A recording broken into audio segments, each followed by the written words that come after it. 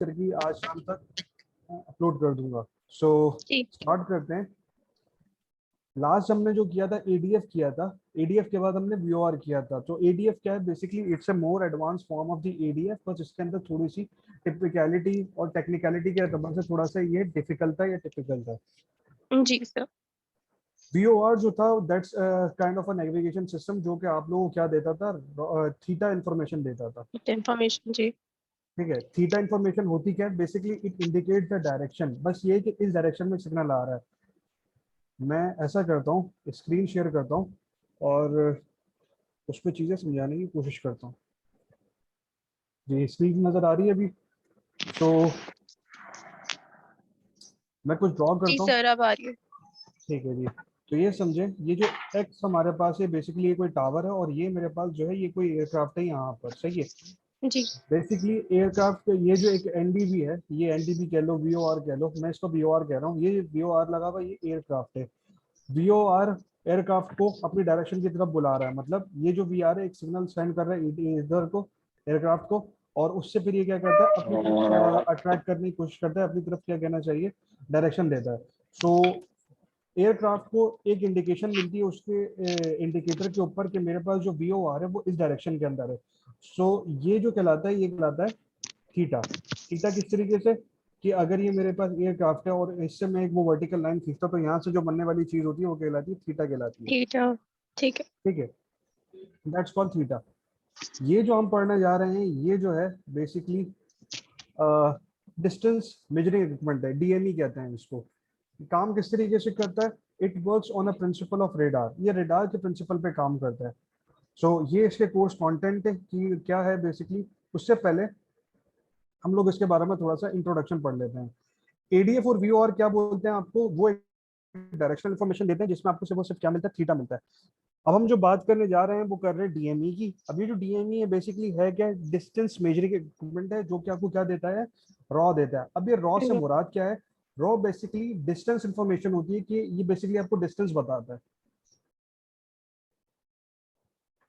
अभी किस तरह का नेविगेशन सिस्टम है, यहाँ पर एक चीज मैं बताना चाहूंगा कि ये एल बैंड में इस्तेमाल होता है जो कि यूएचएफ बैंड कहलाता है, और जितना हमारे पास ये बैंड बढ़ता जाएगा उतनी क्या होती जाएगी, इसकी रेंज शॉर्ट या मीडियम होती जाएगी। ये वीओआर के साथ इस्तेमाल होता है। जब वीओआर और जब हम डीएमई का इस्तेमाल करते हैं तो हमें क्या मिलती है, एक रॉ थीटा नेविगेशन मिलती है। अब ये रॉ थीटा नेविगेशन है क्या, इसके बारे में आपको ये आपका असाइनमेंट है आपका, और इसमें असाइनमेंट्स आपने सबमिट करवाना होगा फ्राइडे तक। फ्राइडे को फिर मैं आप लोगों को रॉ थीटा और मजीद समझाऊंगा, लेकिन पहले आप लोगों ने क्या करना होगा, ये असाइनमेंट करना होगा। राइट, मैं अपलोड भी कर देता हूँ वहाँ पर ग्रुप के ऊपर। अब बेसिकली डीएमई है क्या, डीएमई एक सेकेंडरी रडार के प्रिंसिपल के ऊपर काम करता है। अब ये सेकेंडरी रडार से पहले तो हमें पता होना चाहिए रडार क्या है, रडार के बाद उसका मोड ऑफ ऑपरेशन पता होना चाहिए कि भाई वो इधर हमारे पास प्राइमरी रडार है या सेकेंडरी रडार है, तो ये हम लोगों ने चेक करना होगा। राइट, आगे बढ़ते हैं। सबसे पहले हम इसकी फ्रीक्वेंसी की अगर हम बात करें तो अल्ट्रा हाई फ्रीक्वेंसी जो होती है वो 300 मेगाहर्ट्ज से लेकर 3 गीगाहर्ट्ज तक होती है, सही है। और हमारा जो डीएमई है वो यूएचएफ बैंड के अंदर काम करता है।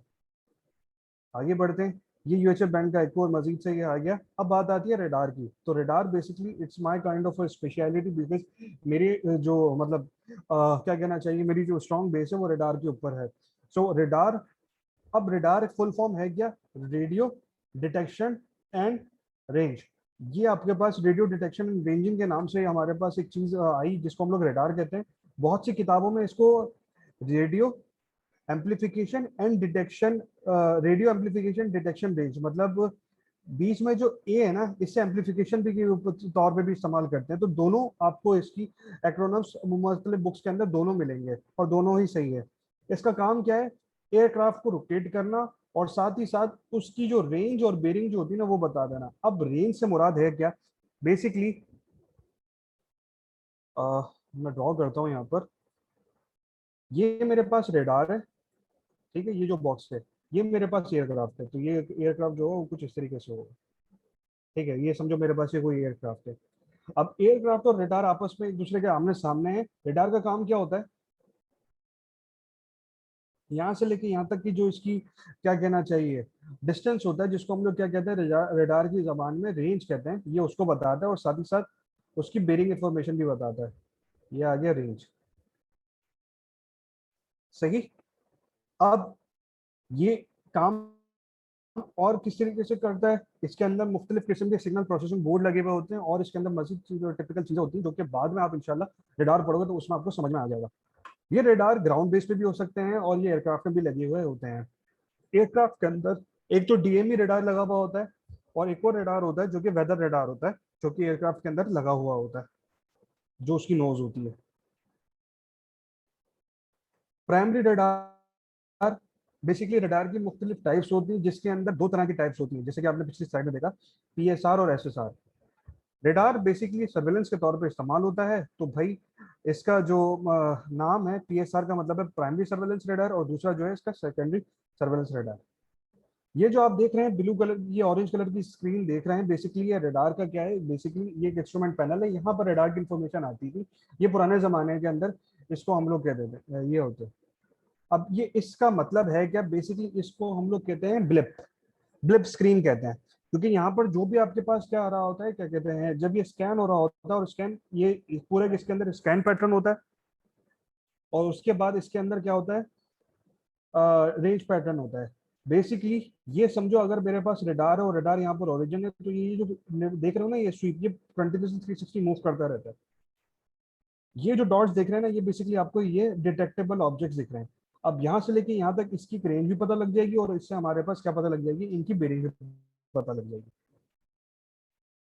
एनर्जी ट्रांसमिटेड, इसमें जो एनर्जी होती है वो रेडिएट की जाती है एंटीना की मदद से, और इसमें जो एंटीना होता है जिसको हम रडार एंटीना कहते हैं, वो कंटिन्यूसली पुराने जमाने में रोटेट कर रहा होता था by means of some motor. अब इसका काम क्या होता था रडार के अंदर, बेसिकली रडार के अंदर जो एंटीना, ये दो ड्यूल मोड पे काम करता है, ये ट्रांसमीटर भी करता है, रिसीव भी करता है। इस अभी इसका बेसिक प्रिंसिपल है क्या, रडार ने एक पल्स भेजी, ये कुछ इस तरह की एक पल्स होती है, उसके बाद ये बिल्कुल क्या हो जाता है, स्लो हो जाता है, और ये फिर उसके बाद ये फिर पल्स भेजता है। तो जब ये पल्स भेजता है तब उस सूरत में ये टीएक्स मोड में काम करता है, और ये बिल्कुल जब ये वाला जो मोड होता है, ये इसका रिसीव मोड होता है। इसने पल्स सेंड की, लेट सपोज अगर ये मेरे पास रेडार है, इसने कोई एक पल्स सेंड की, ये एयरक्राफ्ट है, इस ये पल्स इससे टकराई, टकराने के बाद इसने क्या करी, वापस रिफ्लेक्ट कर दी। रिफ्लेक्ट करने के बाद इस इजराइल ने इसने इसको रिसीव किया। अब बेस्ड ऑन दिस, जितनी पावर है वो मतलब उसकी पावर भी आएगी, और साथ ही साथ उसका कितनी देर बाद रिसीव हुआ है, based on these two things ये क्या करता है, ऑब्जेक्ट की वो बता देता है, रेंज बता देता है, और ऑब्जेक्ट कितना बड़ा है ये भी बता देता है। जैसा कि मैंने कहा कि भाई ये रेडार जो है ये ट्रांसमिट करता है, और ऑब्जेक्ट से टकरा के कुछ चीज़ रिफ्लेक्ट होकर आती है, जैसे कि ये रिफ्लेक्ट होकर जो एनर्जी रिसीव हुई है, तो इससे हमें क्या पता लगती है, इसकी रेंज पता लगती है, और बेसिकली उसके टाइम से हमें रेंज पता लगती है, और एम्पलीट्यूड से हमें उसका साइज का पता लगता है। पुराने ज़माने के रेडार का एक एडवांटेज था, वो क्या था कि जो एनर्जी ट्रांसमिट करते हैं वो बहुत ज़्यादा होती है, और जो रिसीव करते हैं वो बहुत कम होती है। और ये जो पूरा जो सिस्टम होता है, ये इंतहाई बल्कि सिस्टम होता है, और बहुत ज़्यादा पावर ये रिसीव करता है, मतलब कंज्यूम करता है। एसी पावर की मैं बात करें, फिर जिद्दत आती गई, इसके ऊपर काम होता गया, और अब रेडार जो है बहुत छोटे छोटे साइज के और बहुत लो पावर रेडार आ चुके हैं।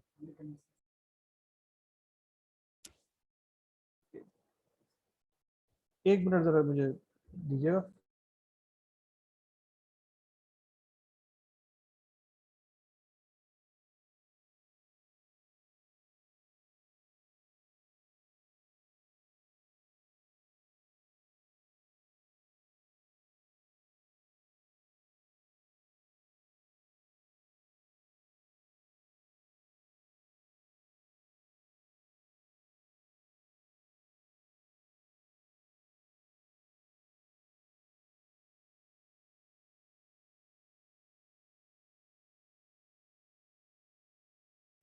अच्छा जी, मेरी आवाज़ आ रही है? तो ये प्राइमरी रेडार के अंदर एक मैं चीज़ बताना चाहता हूँ, ये उसकी डिस्प्ले स्क्रीन है। इसका एक खास मखसूस नाम भी होता था, और इस स्क्रीन को ब्लिप भी कहा जाता है। सही है। अब यहाँ पे ये आपके पास रेडार ट्रांसमिटिंग एंटीना, ये इसका पूरा टावर है, ये ट्रांसमिट कर रहा है, रिफ्लेक्ट होकर आ रही है, रिफ्लेक्ट होकर आने के बाद ये उसकी रेंज बता देता है और बेरिंग बता देता है। ये प्राइमरी रडार की स्क्रीन है, ये वही एक हमारे पास उसकी एक वो है, क्या कहना चाहिए, उसकी एनिमेशन है। सो ये आप चाहें तो विकिपीडिया पे जाके देख भी सकते हैं। अब होती है सेकेंडरी रडार की बात।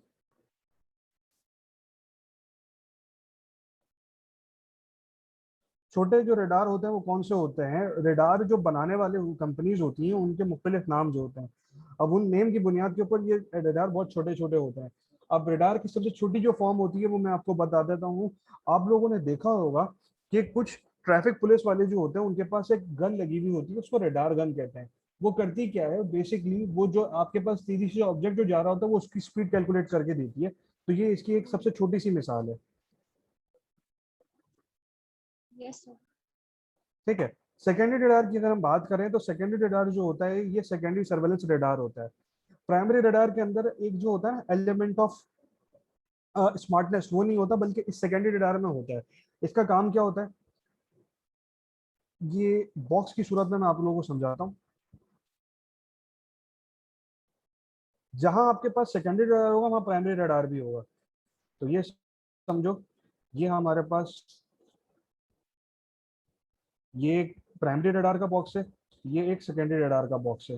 प्राइमरी रडार ने क्या किया, एयरक्राफ्ट की इंफॉर्मेशन को क्या कर दी, सॉरी, प्राइमरी रडार ने इसकी रेंज मालूम की और इसकी क्या मालूम करी, बेरिंग मालूम करी।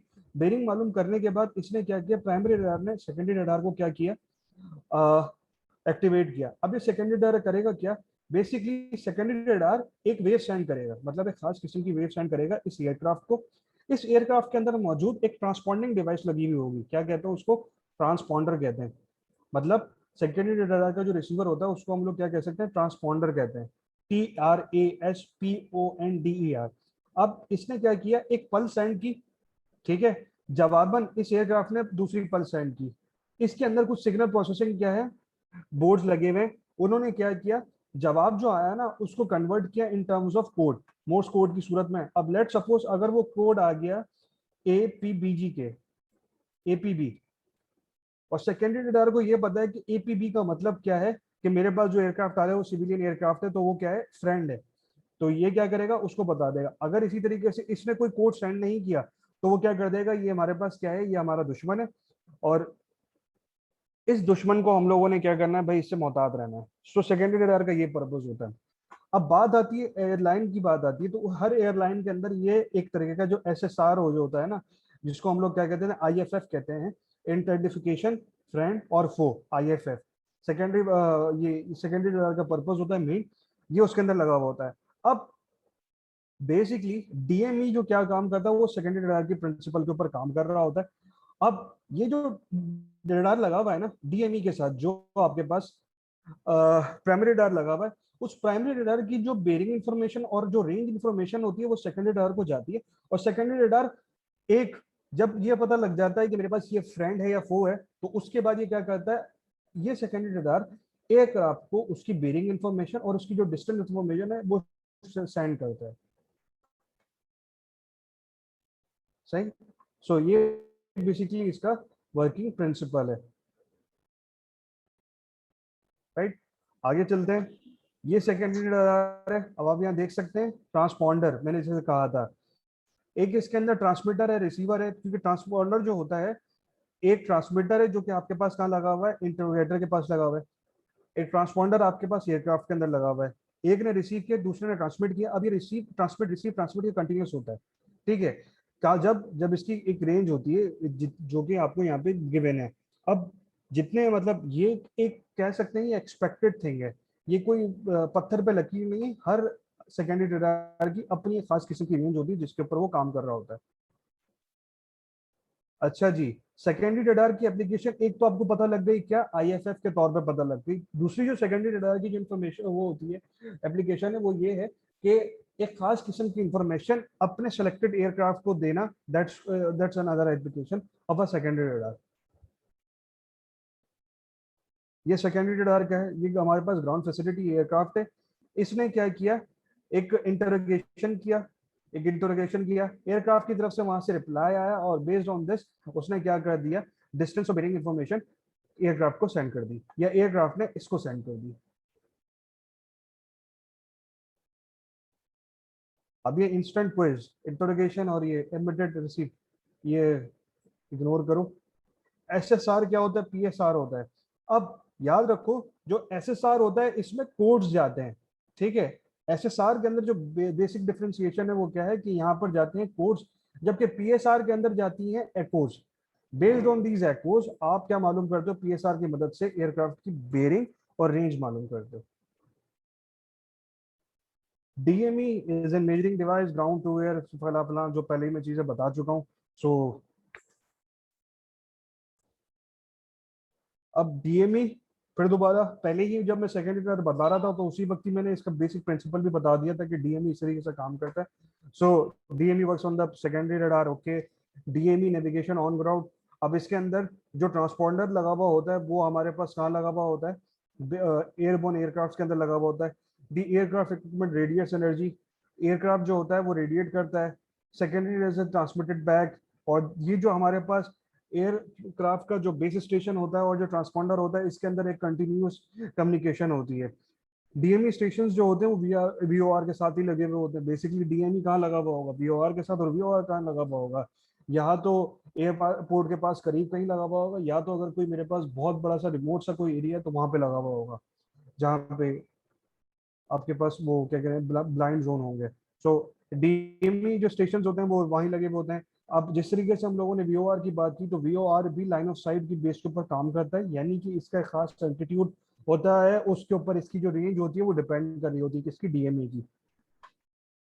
वर्किंग रेंज का जो फॉर्मूला होता है वो मैक्सिमम एलओएस का जो फॉर्मूला होता है वो वही होता है 1.1 अंडर रूट 1.1 एच करके, जो हम लोगों ने इससे पहले फॉर्मूला लिखा था, तो that's called working range, right.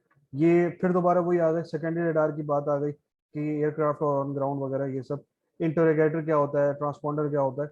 सो ये आप लोगों को ये पता होना चाहिए। ये जो चीज़ है ना, इंटेरोगेटर कौन होता है और जो प्राइमरी रडार का काम क्या हो, एको कहाँ आती है, ये सब आपको पता होना चाहिए कि एकोज जो होती हैं वो प्राइमरी रडार में होती है, और जबकि हमारे पास जो पल्सेस होती है जिसको इंटेरोगेशन पल्स कहते हैं और रिप्लाई पल्स कहते हैं, वो कहाँ होती है आपके पास, वो डीएमई में लगी हुई होती है, यानी कि सेकेंडरी रडार में लगी हुई होती है। यहाँ आप देख सकते हो ये वीओ और डीएमई लगा हुआ है, ये इंटरोगेशन के लिए हमारे पास क्या है, पल्स है, ये पल्सेस आ रही हैं, ये इंटरोगेशन पल्स है, ये रिप्लाई पल्स है। और फिर उसके बाद ये डिस्टेंस के से ये डीएमई का जो एक डिस्टेंस है वो एक स्लांट रेंज में आ रहा है, और उससे आपको क्या पता लग गया, एल्टीट्यूड पता लग गया और ग्राउंड डिस्टेंस पता लग गया, राइट।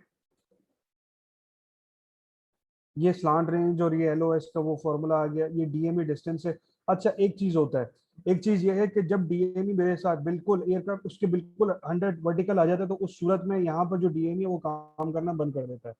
सो ये इसके अंदर एक ये क्या कहना चाहिए कि एक इसका एक ड्रॉबैक है जो कि कोई भी अब तक इसको कंप्लीट नहीं कर सका। जब तक हमारे पास इन दोनों के दरमियान कोई टेपर डिस्टेंस है तब तक डीएमई काम करेगा, अदरवाइज अगर the distance between the angular distance between the ground station इधर aircraft is 90 degree then it will not work, यानी कि डीएमई काम नहीं करेगा। अब डीएमई की जो ऑपरेशंस होती हैं इसके अंदर जो ट्रांसमिटेड पल्स होती हैं, जो इंटरगेटर पल्स होती हैं, अब ये पेयर ऑफ पल्सेस है क्या, बेसिकली पेयर ऑफ पल्सेस जो होता है वो कुछ इस तरीके से होता है। एनोटेशन, इसमें साइन वेव का ऑप्शन आ नहीं रहा, तो खैर ये कुछ इस तरीके से इस तरह की पल्स होती है, दैट्स कॉल्ड पल्सेस, सही है। अब ये जो पल्सेस होती हैं, pair of pulses, each pulse के दरमियान, इस पल्स और इस पल्स के दरमियान का जो डिस्टेंस होता है वो 3.5 मिली सेकेंड्स का ड्यूरेशन होता है। और ये जो पल्स होती है वो कुछ इस तरीके से जारी होती है, अगर ये पल्स है इस तरीके से, ये और ये पल्स है। अब इस पल्स से लेके यहाँ तक का जो डिस्टेंस होता है वो 12 मिली सेकेंड का डिस्टेंस होता है। So that's an important thing, ये आपसे पूछा जा भी सकता है।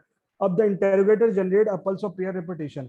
अब पल्स पेयर रिपीटेशन का मतलब क्या है, इसको पीआरटी भी कहते हैं और पीआर कहते हैं, पल्स रिपीटेशन, और इनका जो टाइम होता है जिसको कहते हैं पीआरटी, जो पीआरटी होता है वो 12 मिली सेकेंड का होता है।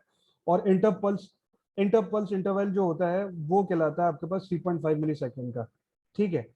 अब ये जो पल्स पेयर रिपीटेशन आपके पास दिखी हुई है, ये 5 से लेके 50 तक के पल्स होती है पर सेकंड के अंदर, यानी कि ये पल्स इस तरीके से होती है, ये पल्स आया फिर गया, ये पल्स आया ये गया, ये पल्स आया ये गया। अब ये जो पल्सेस होती हैं, ये इनका डिस्टेंस ज्यादा भी हो सकता है कम भी हो सकता है, मतलब ये जो 12 मिली सेकेंड का गैप है ये कॉमन है, लेकिन कुछ जगहों पे ये ज्यादा भी हो सकता है कम भी हो सकता है, राइट। अब aircraft interrogator receive the pulse, ठीक है, रिसीव की पल्स को सिग्नल प्रोसेसिंग बोर्ड लगा हुआ है, उसने कन्वर्ट किया और उससे एक हमारे पास क्या आ गया, एक मैच द टाइम इंटरवल। अगर टाइम इंटरवल हमारे पास जो मैच कर गया ट्रांसपॉन्डर के साथ, तो दैट मीन्स हमारे पास जो है वो फ्रेंड है।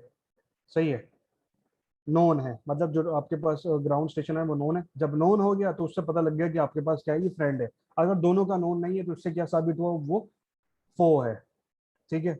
इस बेस के ऊपर इस बेस के ऊपर एक हादसा भी हो चुका है।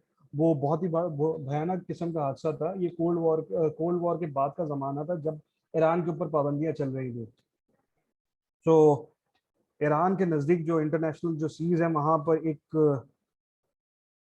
कैरियर था इनका, एयरफोर्स वालों का, जो कि उनका जो सेकेंडरी रडार था, वो एक पल्स रिसीव कर रहा था। किसकी? एक ईरानियन एयरवे की। एक ईरानियन जो हमारे पास एयरक्राफ्ट था, फाइटर जेट था, वो उसकी पल्स रिसीव कर रहा था, वो उसका कोड रिसीव कर रहा था। और सिविलियन एयरक्राफ्ट जो है वो उसके नज़दीक आ रहा था। तो जो अमेरिकन थे वो ये समझे कि जो मेरे पास एयरक्राफ्ट करीब आ रहा है वो ईरानियन का फाइटर जेट आ रहा है। तो उन्होंने क्या समझा, वो समझा, और उन्होंने डायरेक्ट उस सिविलियन एयरक्राफ्ट को क्या कर लिया, निशाना बनाया। तमाम के तमाम जितने भी पैसेंजर्स थे वो सारे के सारे क्या हो गए, वो मारे गए। ये एक बहुत बड़ा हादसा था जो कि हुआ, और ये इसमें सरासर गलती किसकी थी? एयरफोर्स वालों की थी। ठीक है, लेकिन किसी ने भी आज तक इस चीज को एक्सेप्ट नहीं किया अमेरिकन ने कि भाई जो हमने किया वो गलत किया। उन्होंने कहा हमने जो किया वो सही किया। हालांकि गलती उन्हीं की थी, एफएफए वालों ने पूरी रिपोर्ट बनाई, लेकिन फिर भी वो लोग नहीं माने। सो ये तो थोड़ा सा था। अब डीएमई लाइन ऑफ साइट जो होती है हमारे पास, मैक्सिमम रेंज जो होती है उसकी 200 नॉटिकल मील्स होती है।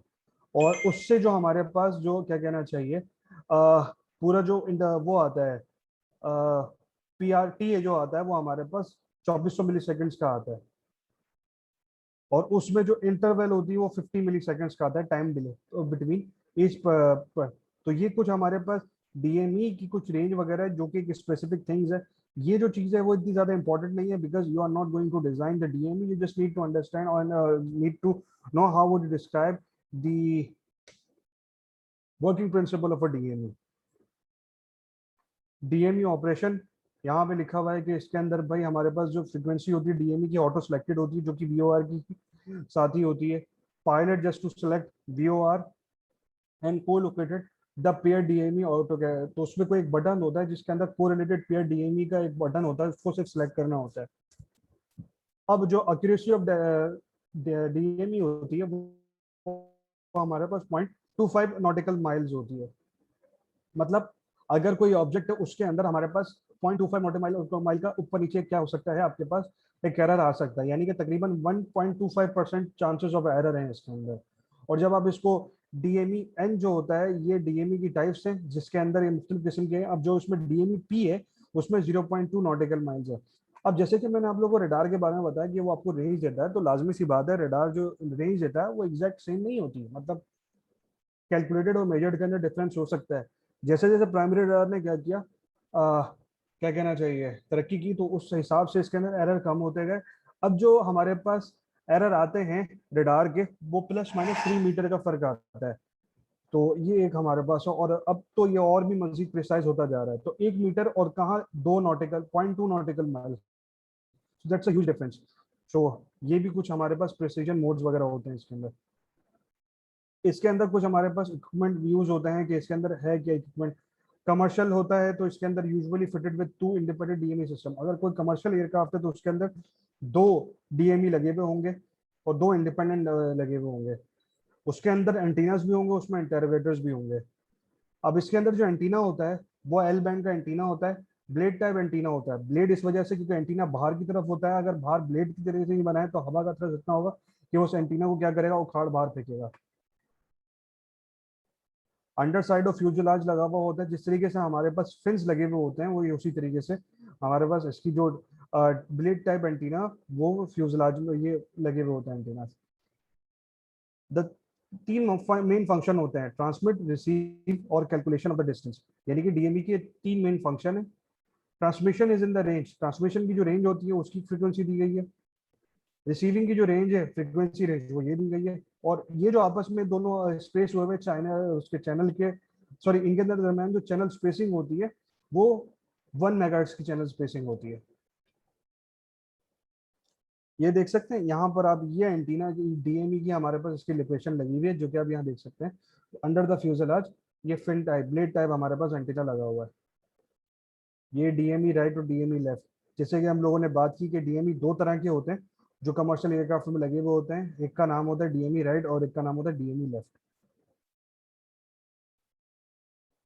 अब ये हमारे पास क्या है, इंटरोगेशन, जो डीएमई इंटरोगेशन करता है तो उसके अंदर हमारे पास उसके मोड्स होते हैं। सो ये जो चार हैं, ये चार इसके मोड्स होते हैं। स्टैंड बाय मोड होता है, सर्च मोड होता है, ट्रैक मोड होता है, स्कैन मोड होता है। सो ये जो चीजें होती हैं, ये इंशाल्लाह जब असाइनमेंट आप लोग कर लोगे तो उसमें उस वक्त मैं आपको बताऊंगा कि ये modes of operation of DME होते क्या हैं। अच्छा, डीएमई की कुछ डिस्प्लेज होते हैं, रेडियो मैग्नेटिक इंडिकेटर, जो वीओआर का हमारे पास लगा हुआ होता है, आरएमआई जो उसका इंस्ट्रूमेंट लगा होता है वही डीएमई का भी इंस्ट्रूमेंट इस्तेमाल होता है। अब क्योंकि ग्लास कॉकपिट का जमाना है तो एक टीएफटी के अंदर मुख्तलिफ किस्म के डिस्प्लेज आप सिलेक्ट कर सकते हो। अब ये जो है डीएमई टू डीएमई, इसके अंदर कुछ हमारे पास क्या होता है कि डीएमई जो है ये उसका एक सर्च पैटर्न है। ये भी आप अभी रहने दो, ये भी इंशाल्लाह मैं ये है कि कल परसों के अंदर, कल इंशाल्लाह मेरा ये टारगेट होगा कि मैं आपको ये जो रॉ थीटा टाइप की जो नेविगेशन है ये आपको समझा सकूं, और रॉ थीटा क्या होता है, थीटा थीटा क्या होता है, ये सब चीजें। अब बात आती है एक चीज और, टेकान। टेकान जो होता है बेसिकली ये भी डीएमई ही होता है, लेकिन ये जो टेकन होता है, टेकान कहते हैं लोग, टेकन भी कहते हैं इसको। इसको कहते, इसका जो असल नाम है वो है टैक्टिकल एयर नेविगेशन। अब ये टेक्टिकल से मुराद लाजमी सी बात है एयरफोर्स के अंदर इस्तेमाल होता है, ये बेसिकली मिलिट्री पर्पस के लिए इस्तेमाल होता है। सेम वर्किंग प्रिंसिपल डीएमई जैसा ही है, लेकिन इसके अंदर जो आईएफएफ का जो सिस्टम है ना वो थोड़ा सा और टिपिकल होता है। इसके अंदर और टेक्निकलिटी और इसके अंदर और कम्प्लेक्सिटी होती है टेकन के अंदर। सो रॉ थीटा किस, ये वॉटेक के साथ इस्तेमाल करता है। अब ये जो वीओआर टेक लिखा हुआ है हमारे पास, बेसिकली एयरक्राफ्ट जो सिविलियन एयरक्राफ्ट होते हैं उसमें जो सेकेंडरी जो लगा हुआ होता है वो डीएमई के साथ यूज होता है, और जो मिलिट्री एयरक्राफ्ट है उसमें वो टेकन के साथ यूज होता है। And the combination of this TACAN and VOR is known as वोटेक। वीओआर पहले ही पढ़ चुके हैं, टेकन सेम डीएमई की तरह काम करता है, बस इसके अंदर थोड़ा सा फर्क होता है। मिलिट्री एयरक्राफ्ट के अंदर जो जो हमारे पास एवियोनिक्स होती है वो कदरे छोटी होती है, कॉम्प्लेक्सिटी ज़्यादा होती है, और इसके अंदर काफ़ी सारी चीज़ों का और भी ख्याल रखना होता है। स्मॉल एंटीना रखना होता है, स्मॉल इक्विपमेंट साइज रखनी होती है, और क्या कहते हैं, छोटा सा प्लेटफॉर्म होता है। तो ये कुछ इसके अंदर चीज़ें होती हैं। ठीक है, टेकन टेकन और वीओ जो डीएमई है वो दोनों सेम ही होता है, और कोई ज़्यादा फर्क नहीं होता। अब इसके अंदर रिपोर्टिंग पॉइंट्स जो होते हैं ना, अब इसमें रेडियल्स जो है वो बताना था, वो वही है, नेविगेशन का हिस्सा ही है, जिसके अंदर रेडियल्स क्या होता है, वीओ अटैक क्या होता है, ये सब चीज़ें ये कल की क्लास में हम लोग पढ़ेंगे कि रेडियल्स क्या चीज़ है, रॉ थीटा क्या होता है, थीटा थीटा क्या होता है, रॉ थीटा क्या होता है, थीटा रॉ क्या होता है, ये सब these are the types of navigation. Navigation की टाइप्स हैं जो कि आप मुख्तलिफ जगहों पर इस्तेमाल करते हैं। ये वोटेक और टेकन का एक हमारे पास एक रिमोट एरिया, यहाँ पर इसका एक बेस स्टेशन ये लगा हुआ है।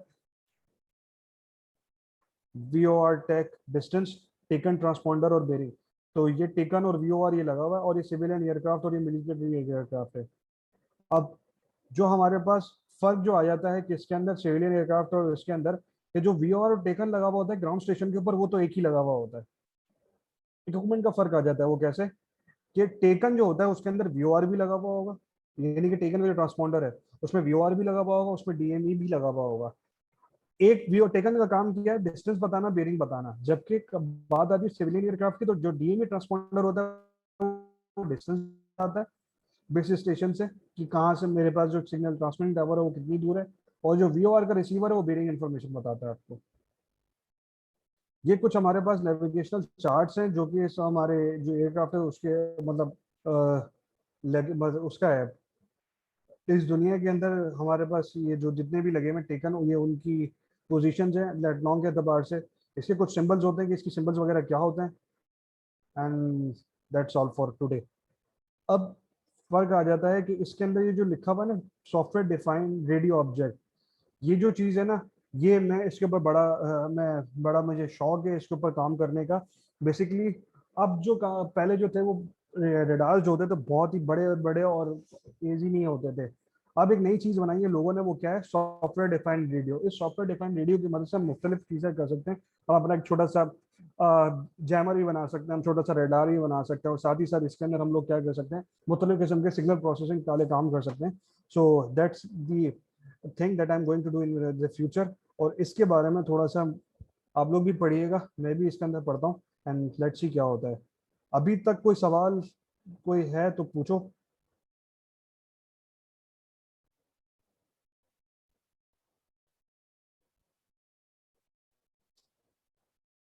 रिकॉर्डिंग अभी आज शाम तक मैं अपलोड कर दूंगा इंशाल्लाह। वंस ये है कि रिकॉर्डिंग अपलोड हो जाएगी तो फिर ये है कि कल, अभी मैं थोड़ी देर में असाइनमेंट भी अपलोड करने वाला हूँ, तो उस असाइनमेंट की जो लास्ट डेट है वो जुमेरात है, तो ये कर लेना। और साथ ही साथ जो क्विज होगा वो फ्राइडे को होगा, फ्राइडे फ्रॉम 9 PM और 9:30 PM ऑनवर्ड्स। चलो जी, अपना ख्याल रखिएगा, बाकी कल की क्लास में मिलते हैं, कल क्लास होगी इंशाल्लाह। ठीक है भाई, ओके, अल्लाह हाफिज़।